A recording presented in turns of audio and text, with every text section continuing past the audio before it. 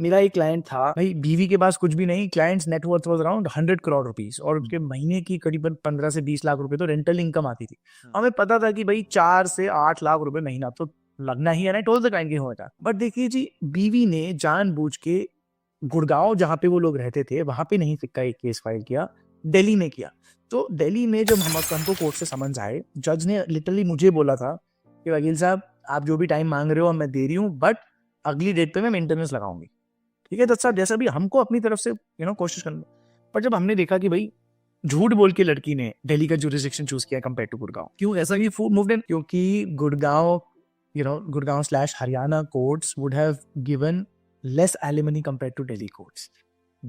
This is also things that is legal strategy. Okay. Delhi courts would have given larger maintenance. Gurgaon court कम, तो इसलिए lady ने दिल्ली में choose किया। But Delhi में हमने कहा भाई this is not a good enough reason. हमने ये एप्लीकेशन लगाई कि लड़की एक्चुअली गुड़गांव रहती है, कभी दिल्ली शिफ्ट नहीं हुई, तो दिल्ली का जुरिस्डिक्शन बनता ही नहीं है।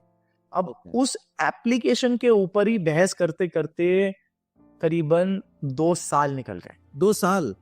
2 साल निकल गए और उसमें भी फिर कोर्ट कहती है कि today I am deciding I will dismiss your application, your whole case, क्योंकि आपका दिल्ली का बनता ही नहीं जुरिस्डिक्शन। फिर मतलब like the wife kind of backtracked and like चलो मैं इसको खत्म करते हैं केस को। एंड अगर करम की भी बात करें सौमेंद्र भाई, this client is a very particularly painful story because the wife left him क्योंकि client got diagnosed with autoimmune disease. पूरे मतलब द फेस और the whole body bloated up, मतलब आंखें दिख नहीं रहा है आदमी को, इतना बुरा हाल। उसके अगले दिन बीवी छोड़ के चली गई बच्चों को लेकर। उसके अगले दिन क्रिमिनल केस, उसके अगले दिन ये डोमेस्टिक वायलेंस का केस इन अनदर जुरिस्डिक्शन। 2 साल ये चला। फिर क्लाइंट जो है बोलता है around the same time, Amish ji मेरी बीवी को कैंसर डिटेक्ट हुआ है, अब वो मुझे मदद मांग रही है, then I am the one going to the hospital and paying for her treatment. So this plus कि भाई the court judge said I will dismiss your case.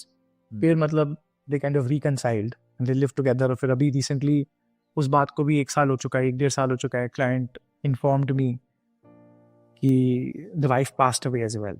अरे तो this is so sad, but this is अब ऐसी चीजें as a matrimonial lawyer देखनी पड़ती है वेरी रेगुलर बेसिस।